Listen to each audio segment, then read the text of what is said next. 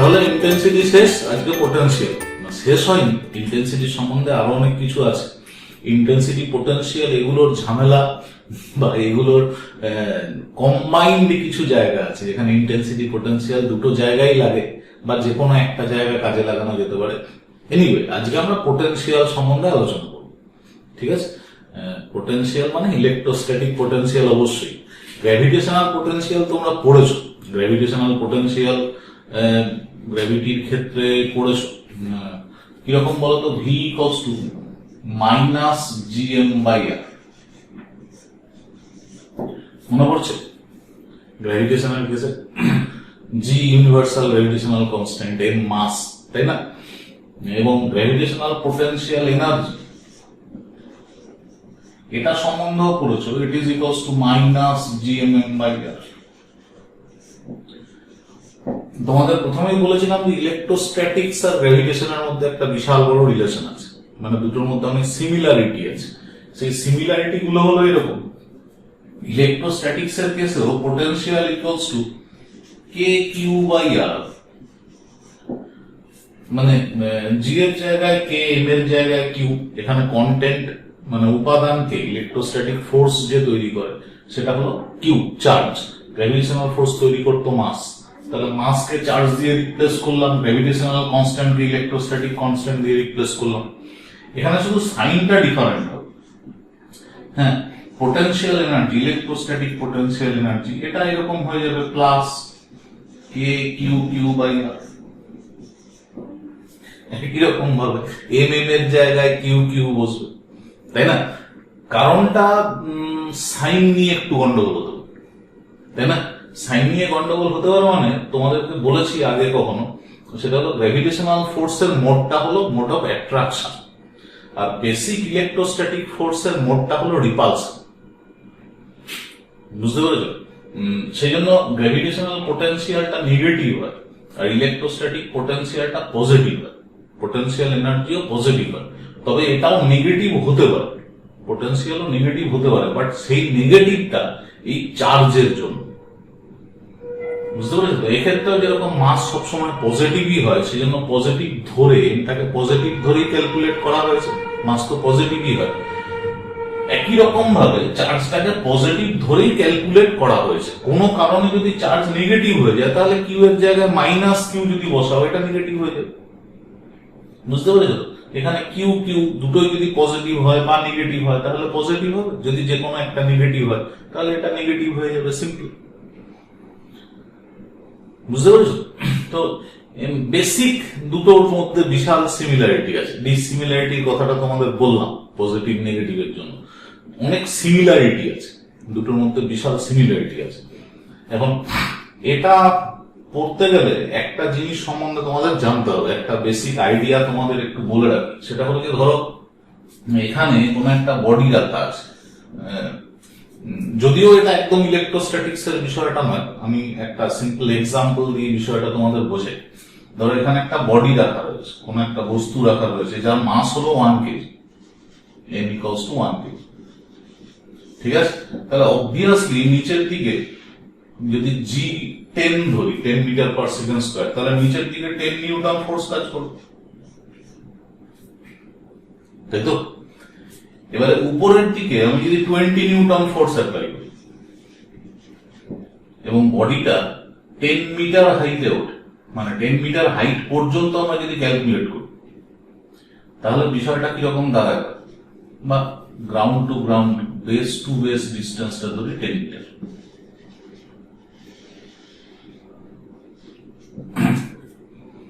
এই 20 নিউটন ফোর্সটাই 10 মিটার পর্যন্ত অ্যাপ্লাই করা হয়েছে।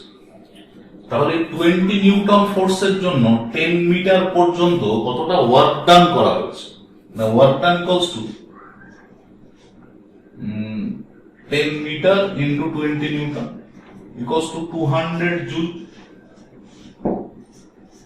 তাই তো?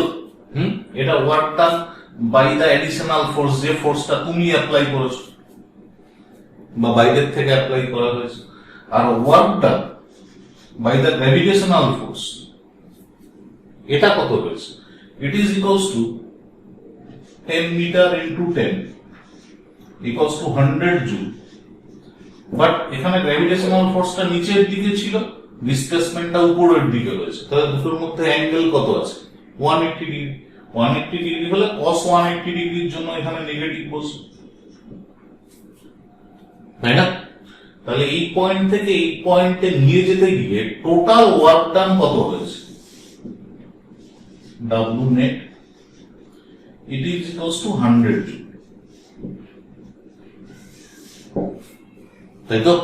তাহলে আমি ওয়ার্ক ডান দিয়ে, মানে আই মিন ফোর্স অ্যাপ্লাই করে বডির মধ্যে 100 জুল পরিমাণে এনার্জি এত দূর পর্যন্ত ভরতে পেরেছি। অ্যাকচুয়ালি দিয়েছিলাম কতটা? 200 জুল এনার্জি, তার মধ্যে 100 জুল নষ্ট হয়ে গেছে। বুঝতে পারছো? গ্র্যাভিটির জন্য এই 100 জুল নষ্ট হয়ে গেছে। বাকি 100 জুল এনার্জিটা তো রয়ে গেছে। তাহলে বডিটা যখন এই পজিশনে এসে পৌঁছেছে, তখন এই বডির মধ্যে কিছুটা কাইনেটিক এনার্জি থেকে যাবে। কতটা? 100 জুল পরিমাণ। তাহলে এই বডির যদি ভেলোসিটি এই পজিশনে এসে ভি হয়, তাহলে হাফ ইন্টু এম ছিল 1 KG into V square, it is equals two 100।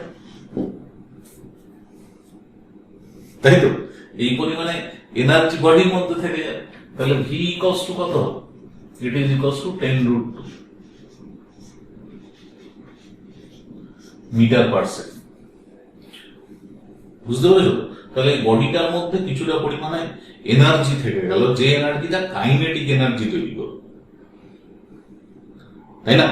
আবার এই পজিশনে যাওয়ার জন্য বডির মধ্যে একটা পোটেনশিয়াল এনার্জিও তো গেইন হয়েছে। It is equals two mgh। It is equals to কত? 1 into 10 into 10 equals to 100 joule, তাই তো? তাহলে এই বডিটার মধ্যে এই পজিশনে আসতে গিয়ে বডিটার মধ্যে দুটো এনার্জি এসেছে। একটা হলো পোটেনশিয়াল এনার্জি 100 জুল, আর একটা হলো কাইনেটিক এনার্জি 100 জুল। তাহলে এই 200 জুল এর হিসাবটা টোটাল পাওয়া গেল। এই 200 জুলের মধ্যে একটা পার্ট বডির মধ্যে কাইনেটিক এনার্জি তৈরি করেছে, ভেলোসিটি আছে, আর একটা পার্ট বডির মধ্যে পোটেনশিয়াল এনার্জি তৈরি করেছে। বুঝতে পেরেছো তো? তাহলে work done by the external agent, work done by the external agent, এটা দুটো চেঞ্জ করেছে। একটা হলো gain in kinetic energy plus gain in potential energy. বিষয়টা খুব ভালো করে বোঝো, কারণ এই জিনিসগুলো আমরা যে টেক্সট বইগুলো ফলো করি বা সাধারণ জায়গাগুলোতে এই বিষয়গুলো খুব পরিষ্কার করা থাকে না। এই বিষয়গুলো পরিষ্কার করার খুব দরকার আছে, প্রচন্ড দরকার আছে। আমি যখন স্টুডেন্ট ছিলাম তখনও আমি দেখেছি আমার এই জায়গাগুলোতে সমস্যা তৈরি হতো। অনেক খেটে অনেক পড়াশোনা করে, আমাদের সময় এতটা টিউশন ছিল না, মানে এরকম একটা টিউশনের বিষয় ছিল না। অনলাইনের কথা তো ভুলেই যাও। বুঝতে পেরেছো তো? নেট মানে ইন্টারনেট বিষয়টাই এসছে অনেক পরে। সুতরাং আমাদের ক্ষেত্রে এই সমস্যাগুলো সমস্যাই থেকে গিয়েছিল বেশিরভাগ স্টুডেন্টদের ক্ষেত্রে, এবং যারা একটুখানি লড়ে নেওয়ার পাবলিক, মানে যারা একটু নিজে থেকে খেটে রেডি করতে পেরেছে তারাই পেরেছে। বিভিন্ন বই ঘেটে বিভিন্ন স্যারদেরকে জ্বালাতন করে শেখা গেছে। এখন ইন্টারনেটের যুগ, ইউটিউবে বহু ভিডিও, এক একটা টপিকস এর উপরে সার্চ করলে 50টা 60টা 100টা 1000 ভিডিও পাওয়া যায়। কিন্তু এই কনসেপ্ট গুলো ক্লিয়ার করাটা খুব দরকার আছে, আমার যেটা মনে হয়। দেখো, আমি যদি শুধুমাত্র পোটেনশিয়াল এনার্জি নিয়ে ভাবি, তাহলে গেইনিং কাইনেটিক এনার্জি এটাকে 0 হতে হবে, তাই তো? আমি যদি শুধু পোটেনশিয়াল এনার্জি নিয়ে ভাবি, তাহলে গেইনিং কাইনেটিক এনার্জি এটাকে 0 হতে হবে, তাই না? তখনই আমি বলতে পারবো work done by the external agent equals to gain in potential energy, যদি গেইনিং কাইনেটিক এনার্জি 0 হয়। এবার আবার উল্টো দিক থেকে ভাবতে শুরু করো, গেইনিং কাইনেটিক এনার্জি জিরো। আমি বডিটাকে এখানে রেস্টেই ধরেছি, হ্যাঁ, ওটা বলা ছিল না, কিন্তু ইউজুয়ালি না বলা থাকলে তোমাকে ধরেই নিতে হবে এটা রেস্টে ছিল, ঠিক আছে। তাহলে এই পজিশনে বডিটার যদি কোন রকম কাইনেটিক এনার্জি না থাকে এবং গেইনিং কাইনেটিক এনার্জি জিরো হয়, তাহলে অবশ্যই এই পজিশনের ফাইনাল ভেলোসিটি কত হবে? জিরো, তাই তো? এই পজিশনের ফাইনাল ভেলোসিটি জিরো হবে। তাহলে এই পজিশনের ফাইনাল ভেলোসিটি যদি জিরো হয়, ওয়ার্ক ডান কত করতে হবে? এই যে ভেলোসিটি 10√2 করার জন্য আমার এতটা এনার্জি লেগেছিল, তাই তো? তাহলে এখন যদি এখানের ভেলোসিটি জিরো হয়, আমার এই এনার্জিটার দরকার নেই। অর্থাৎ 200 জুল যে এনার্জি দিয়েছিলাম, ওই 200 জুলের মধ্যে 100 জুল এনার্জির দরকার নেই। বুঝতে পেরেছো? তাহলে কতটা এনার্জির দরকার আছে? কতটা এনার্জির দরকার আছে? না, অনলি 100 জুল। এটা দেখলে যারা এখান থেকে ভিডিওটা দেখছে তাদের মনে হবে 10x20 = 100 লিখেছি। সুতরাং বাঁচার জন্য আমি এটাকে মুছে দিলাম। এবার দেখো, work done by the external agent, এটাও 100 জুল হয়েছে। Work done by internal agent বা গ্র্যাভিটেশনাল ফোর্স, এটা -100 জুল হয়েছে। তাহলে টোটাল নেট ওয়ার্ক ডান কত হয়েছে? It is equals two 0। ভালো করে বিষয়টা বোঝো। নেট ওয়ার্ক ডান কত হয়েছে? 0। বুঝতে পেরেছো? এক্সটার্নাল এজেন্টের জন্য আমি যে টেনে তুলেছিলাম তার জন্য +100 জুল, আর গ্র্যাভিটেশনাল ফোর্সের রেসপেক্টে -100 জুল। টোটাল ওয়ার্ক ডান 0 হয়েছে। ক্লিয়ার? বোঝা গেছে? এইবারে এই যে 100 জুল এনার্জি, এটাকে হিসাব করো ফোর্স দিয়ে। 20 নিউটন ফোর্সের জন্য তুমি এটা কত করেছিলে?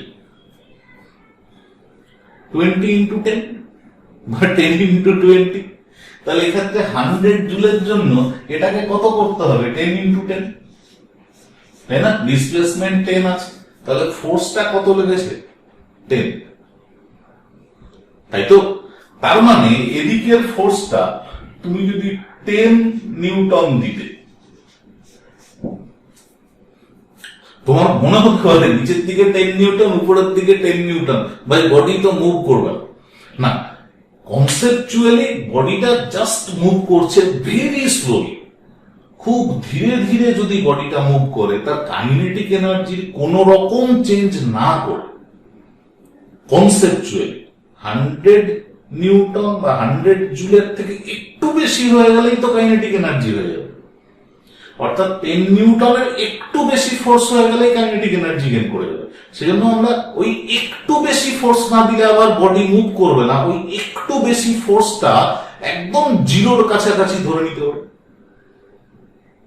সামান্য একটু বেশি, 0.000001 নিউটন একটা ফোর্স অ্যাপ্লাই করেছি। বুঝতে পেরেছো? 10 এর থেকে অতটা বেশি, মানে 10.000001 এরকম একটা ফোর্স অ্যাপ্লাই করেছি, সামান্য একটু বেশি, তাতেও কাইনেটিক এনার্জি চেঞ্জ হয়ে যাওয়ার কথা, বাট সেটা নেগলিজিবল। বুঝতে পেরেছো? কনসেপচুয়ালি বিষয়টা বোঝো। তাহলে এই পয়েন্ট থেকে এই পয়েন্টে নিয়ে গিয়ে আমি যদি কাইনেটিক এনার্জির চেঞ্জ না করি, তাহলেই একমাত্র ওয়ার্ক ডান আর পোটেনশিয়াল এনার্জি দুটোর মধ্যে রিলেশন বের করা যেতে পারে, ঠিক আছে? এবং কাইনেটিক এনার্জি চেঞ্জ না করতে গেলে, যদি আমি কাইনেটিক এনার্জি চেঞ্জ না করতে চাই, তাহলে যে ফোর্সটা এর উপরে সিস্টেম দিয়েছে তার exactly equal and opposite force আমাকে এখানে দিতে হবে। বুঝতে পেরেছো? তাহলে এখানে এক্সটার্নাল ফোর্স কতটা হবে? 10 নিউটন। বুঝতে পেরেছো? আর ইন্টারনাল ফোর্স বা সিস্টেমের ফোর্স, এটাও 10 নিউটন। এটা আমার জানার খুব দরকার যে কেন আমি এক্সটার্নাল ফোর্সটাকে 10 নিউটন থাকলে 10 নিউটনই নেব। আমি গ্র্যাভিটি দিয়ে বললাম, তার কারণ গ্র্যাভিটেশনটা তোমাদের আগে পড়া আছে। ক্লিয়ার? এবার ইলেকট্রোস্ট্যাটিক পোটেনশিয়াল বিষয়টাতে আসি। এখন ইলেকট্রোস্ট্যাটিক পোটেনশিয়াল এই কথাটা ঠিক টেকনিক্যালি পারফেক্ট নয়। অ্যাকচুয়ালি যেটা হয় সেটা হলো পোটেনশিয়াল ডিফারেন্স বা পোটেনশিয়াল এনার্জির ডিফারেন্স। পোটেনশিয়াল না বলে পোটেনশিয়াল এনার্জির ডিফারেন্স বলাটা বেশি বুদ্ধিমানের কাজ। পোটেনশিয়াল এনার্জি ডিফারেন্স হলো কোনো একটা টেস্ট চার্জ, সেটা যদি একটা টেস্ট চার্জ নিতে হবে,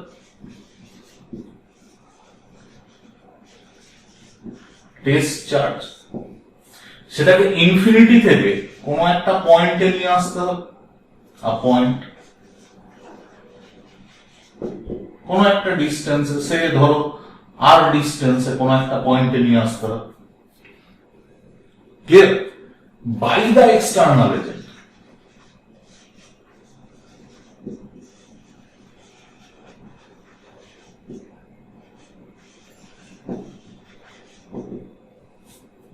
By definition, to bring a unit positive charge from infinity to any point within an electrostatic field by the external agent is called potential at that point.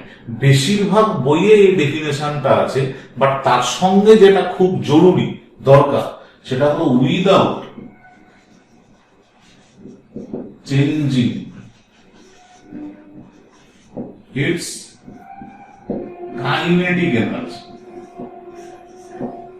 or momentum or velocity whatever, তার kinetic energy কোন রকম change না করে রেস্টে থাকলে, ইনফিনিটিতে যদি রেস্টে থাকে তাহলে ওই পজিশনে এসে রেস্টে থাকবে, বা ইনফিনিটিতে যদি কোনো একটা ভেলোসিটি থাকে তাহলে ওই পয়েন্টে এসে ওই ভেলোসিটিটাই থাকবে। আমি ভেলোসিটিটা ধরবো না, বুঝতে পারি তো, ঝামেলা বাড়িয়ে লাভ নেই। কাইনেটিক এনার্জি ওই ভেলোসিটির জন্য যা ছিল এখানেও তাই হবে, change in kinetic energy zero. Anyway আমরা ধরে নেবো যে এই পয়েন্টেও রেস্টে ছিল, মানে ইনফিনিটিতেও রেস্টে ছিল এবং কাছাকাছি আর পয়েন্টে রেস্টে আছে, ঠিক আছে। নেক্সট, ধরো এখানে আমি কিউ চার্জের জন্য পোটেনশিয়াল বের করতে চাইছি এট এ ডিস্টেন্স আর,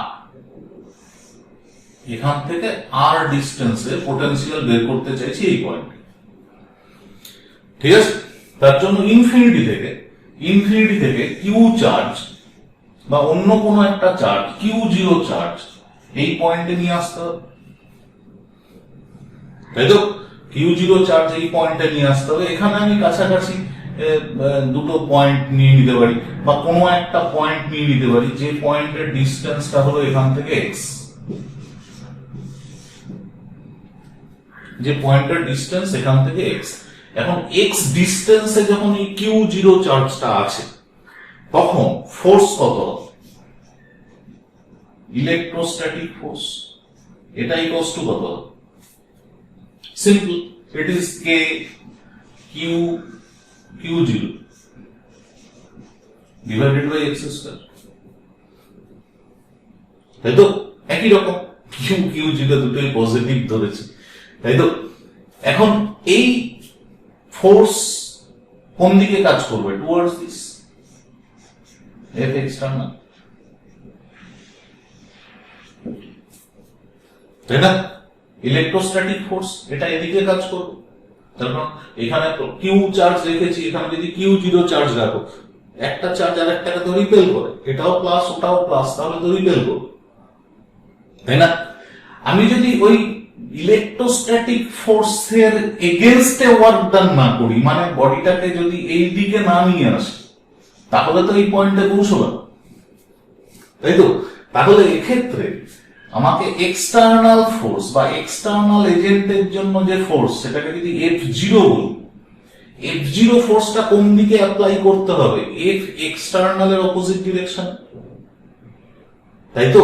এবং একটু আগেই আমরা যেটা দেখলাম যে এক্ষেত্রে যদি এফ এক্সটার্নালের থেকে এফ ইন্টারনাল, এফ ইলেকট্রোস্ট্যাটিক্স এর থেকে এক্সটার্নাল ফোর্সটা বেশি যদি হয়ে যায়, তাহলে এই পয়েন্টে এসে বডিটার কাইনেটিক এনার্জি থেকে যাবে। আমি যদি কাইনেটিক এনার্জি চেঞ্জ না করতে চাই, তাহলে এক্ষেত্রে এফ ও এটার ভ্যালুও হয়ে যাবে K Q Q zero divided by X square. বুঝতে পেরেছো তো? ইকুয়াল এন্ড অপোজিট ফোর্স কাজ করেছে, কোনো অ্যাক্সিলারেশন হবে না, সেক্ষেত্রে কাইনেটিক এনার্জি গেইন বা লস হওয়ার কোন রকম সম্ভাবনা থাকছে না, ক্লিয়ার? এবারে এখান থেকে যদি আমি এটাকে সামান্য সরিয়ে নিয়ে আসি, এই সরানোর ক্ষেত্রেও একটা গন্ডগোল তৈরি হয়। সামান্য সরিয়ে নিয়ে এসেছি বলে আমরা সবসময় ভাবি যে ডিএক্স ভেক্টরটা এদিকে টাচ করছে, একদমই না। ডিএক্স ভেক্টর এখানে ইনবিল্ট আছে, ঠিক আছে। এই ডিএক্সটা হলো পজিশন ভেক্টর, ভালো করে বোঝো। এখানে এটাকে যদি আমি এক্স ক্যাপ হিসেবে লিখি তাহলে এক্স ক্যাপের ডিরেকশন এটাই ডিএক্স ভেক্টরের ডিরেকশন। মানে আমরা এটা থাকুক ডিসপ্লেসমেন্টটা, সামান্য একটু ডিসপ্লেসমেন্ট। আমরা যদি ধরো এই পজিশনটাকে এক্স ধরি, এই পজিশন ভেক্টরটাকে যদি আমরা এক্স ধরি, তাহলে এক্স প্লাস ডিএক্স কোন দিকে? It will be X plus DX, তাই তো? তাহলে ডিএক্স ভেক্টরটা, ডিএক্স এই ভেক্টরটার ডিরেকশন কোন দিকে আছে? এদিকে। ভেক্টরিক্যালি ডিএক্স এর ডিরেকশন তো এদিকে, তাই না? তুমি যদি এই পজিশনটাকে এক্স ধরো, মানে এই ডিসটেন্সটাকে যদি তুমি এক্স ধরো, তাহলে এটাকে কত লিখবে? এক্স মাইনাস ডিএক্স লিখবে, তাই তো? তাহলে এদিকের ডিরেকশনটা কি হবে? মাইনাস ডিএক্স ভেক্টরের ডিরেকশন। অর্থাৎ ডিএক্স ভেক্টরটার ডিরেকশন, ডিএক্স এর ডিরেকশন সবসময় এক্স এর দিকে থাকবে, অর্থাৎ অরিজিন থেকে বাইরের দিকে, রেডিয়ালি আউটওয়ার্ড। ডিএক্স মানে ওই ছোট ছোট ডিসপ্লেসমেন্ট ডিএস এরকমটা নয়, ছোট ছোট ডিসপ্লেসমেন্টটা হলো ডিএস। আমরা বলছি ডিএক্স, অর্থাৎ এই এক্স এর একটা ফাংশন। এই এক্সটা পজিশন ভেক্টর থেকে এসছে, বুঝতে পেরেছো? এই এক্সটা পজিশন ভেক্টর থেকে এসছে। এই এক্সটা কিন্তু যে কোনো এক্স নয়, পজিশন ভেক্টর থেকে এটা এসছে। তাহলে এক্ষেত্রে তুমি এক্সটার্নাল ফোর্স এটাকে কত ধরবে? কে কিউ কিউ 0/x²। আর ডিসপ্লেসমেন্টটা যদি ডিএক্স হয় তাহলে এই সামান্য একটু মুভ করার জন্য ওয়ার্ক ডান ডিডব্লিউ equals to f0 dot dx. সামান্য একটু মুভ করেছে, ঠিক আছে? তার কারণটা হলো সামান্য একটু মুভ যদি না করে অনেকটা মুভমেন্ট ধরেছে ধরে না, তাহলে সেখানে তো ফোর্সটা f0 থাকবে না, এক্স এর ভ্যালু তো চেঞ্জ হয়ে যাবে। তাহলে সামান্য একটু মুভমেন্টের জন্য কতটা ফোর্স আছে, ওই ডিএক্সটা খুব ছোট নেওয়া হয়েছে, তার কারণ হলো ফোর্সটা ভেরিয়েবল। ভেরিয়েবল ফোর্সের কেসে ওয়ার্ক ডান করার নিয়মই এটা, তাই তো? Equals to k Q q 0 by x² dx into cos θ, তাই না? ভালো করে বোঝো, f0 ডিরেকশন এদিকে, dx এর ডিরেকশনটা কিন্তু বাইরের দিকে, তাই না? এক্ষেত্রে dx যে এলিমেন্টটা নিয়েছি আমরা, ডিসপ্লেসমেন্টের যে এলিমেন্টটা নিয়েছি, তুমি যদি ডিসপ্লেসমেন্টের এলিমেন্টটা x এর রেসপেক্টে নাও তাহলে dx টাই দিকেই থাকবে, বুঝতে পারছো? ds এর ডিরেকশনটা এদিকে হবে, কিন্তু ওই ds টা মাইনাস dx এর সঙ্গে ইকুয়াল। ক্লিয়ার? এনিওয়ে, তাহলে এক্ষেত্রে dx এর ডিরেকশন হলো এটা। এই dx এর ডিরেকশনটা খুব ভাইটাল, বুঝে নাও। বেশিরভাগ ক্ষেত্রে 99% স্টুডেন্ট বলবো না, 98% স্টুডেন্টের এটা নিয়ে সমস্যা আছে। তাহলে এটা যদি অপোজিট ডিরেকশনে হয় আর f0টা যদি ভেতরের দিকে হয়, এই দুটোর মধ্যে অ্যাঙ্গেল কত হবে? It is 180 degree, so it is cos 180 degree. Clear? cos 180 ডিগ্রির ভ্যালু কত? -1, that is dw equals to minus k Q q 0 by x² dx।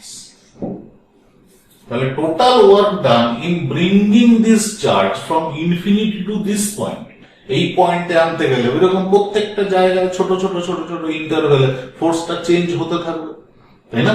Total work ডান যখন বের করবে তখন এটার ইন্টিগ্রেশন করে দিতে হবে, তার কারণ এখানে শুধুমাত্র এক্স এর ফাংশন আছে, বাকিটা কনস্ট্যান্ট। তাহলে dw ইকুয়ালস টু কত ছিল? Minus k q 0 q q 0 into x to the power -2 dx করে দাও, দুদিকে ইন্টিগ্রেশন করে দাও। কোথায়? ইনফিনিটি থেকে আর distance by definition from infinity to position, ঠিক আছে? it is equals to minus k q0 into এটা minus 1 by x infinity থেকে it is equals to minus k q0. It will be minus 1 by r plus 1 by infinity. তাই তো আপার লিমিটটা আগে বসো। It is equals to 1 by infinity to 0. It is equals to k q0 by r.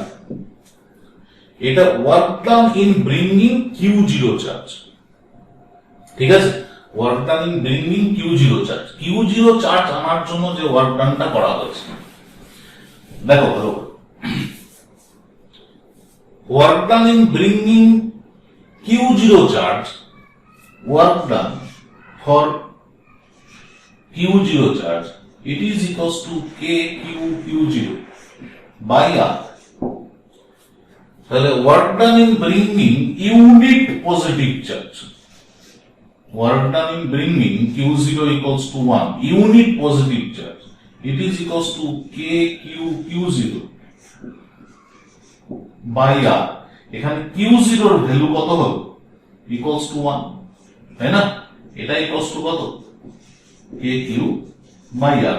তুমি k এর জায়গায় যদি 1 by 4 pi epsilon use করো, কোনো অসুবিধা নেই, ইনটু q বাই r।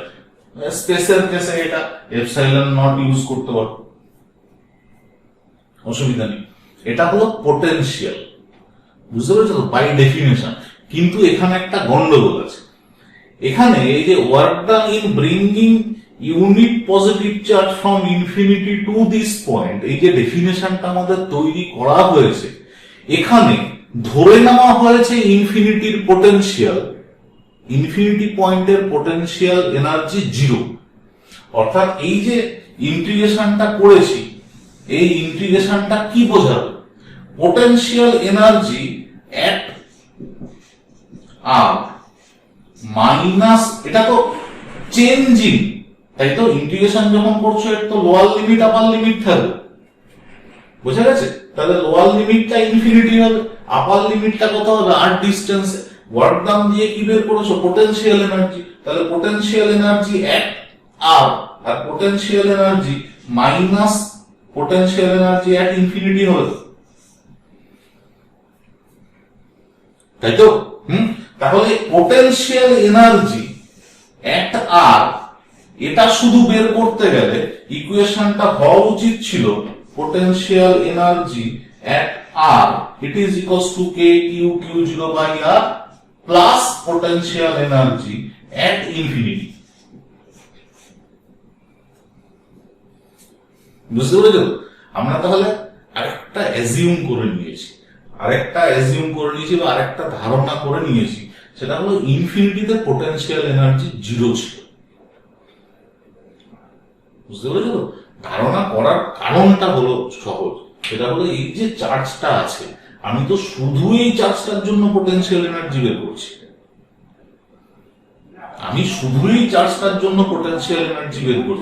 তাহলে এই চার্জটার কোনো ইনফ্লুয়েন্স, কোনো প্রভাব কি ইনফিনিটি ডিস্টেন্সে থাকবে? থাকবে না তো। সেই জন্য ইনফিনিটি ডিস্টেন্সে এর ইনফ্লুয়েন্স মানে সেটা ভেক্টর ইনফ্লুয়েন্স হিসেবেও ভাবতে পারো, স্কেলার ইনফ্লুয়েন্স হিসেবেও ভাবতে পারো। পোটেনশিয়াল এনার্জি যদি বলো স্কেলার ইনফ্লুয়েন্স হিসেবে, বা ফোর্স যদি বলো, দুটোই 0। বুঝতে পেরেছো? হ্যাঁ, নাইলে অ্যাকচুয়ালি কি বলা উচিত, দুটো পয়েন্টের পোটেনশিয়াল এনার্জি ডিফারেন্স। বুঝতে পেরেছো? দুটো পয়েন্টের পোটেনশিয়াল এনার্জি ডিফারেন্স। ধরো এখানে কিউ চার্জ আছে, এটা এ পয়েন্ট, এটা বি পয়েন্ট, তাহলে এখানে potential energy at A minus potential energy at B, it is equals to work done by the external। বুঝতে পারছো? সবসময় ফাইনাল মাইনাস ইনিশিয়াল, ফাইনালি এ পয়েন্টে এনেছি, বি পয়েন্টের যদি পোটেনশিয়াল এনার্জি 0 হয়, তাহলেই potential energy at A equals to work done by the external agent হবে। বুঝতে পেরেছো? এবং এক্সটার্নাল এজেন্ট যে চার্জটাকে নিয়ে আসছিল, সেই চার্জটা যদি ইউনিট পজিটিভ চার্জ হয়, তাহলে কি হবে?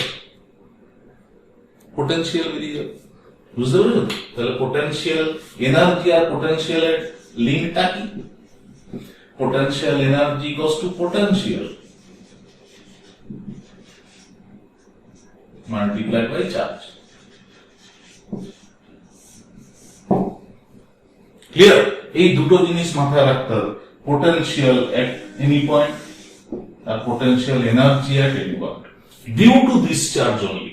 হ্যাঁ, অন্য কোন চার্জের জন্য ওখানে পোটেনশিয়াল থেকে যেতে পারে, ইনফিনিটি ডিস্টেন্সে হয়তো অন্য কোন চার্জ আছে, তার জন্য ওই পয়েন্টে পোটেনশিয়াল থাকবে, পোটেনশিয়াল এনার্জি থাকবে, কোনো অসুবিধা নেই।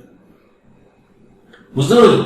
এবং ফোর্সটা তোমাকে খুব বুদ্ধি খাটিয়ে অ্যাপ্লাই করতে হবে, ফোর্সটা যেন কোনোভাবে বেড়ে না যায়। মানে তুমি এক্সটার্নাল ফোর্স কোনো কিছু দিলে না, তাহলে আবার অন্যরকম বিপদ হয়ে যাবে। ধরো তুমি কাছে তো নিয়ে এসছো, এবারে তুমি কোনো একটা চার্জকে এই পয়েন্ট থেকে ছেড়ে দিয়েছো, এখানে কিউ চার্জ ছিল, এখানে কিউ জিরো চার্জ রেখে এই ডিস্টেন্সে আর ডিস্টেন্সে কিউ জিরো চার্জ ছিল, তুমি এই অবস্থায় এই কিউ জিরো চার্জটাকে ছেড়ে দিয়েছো।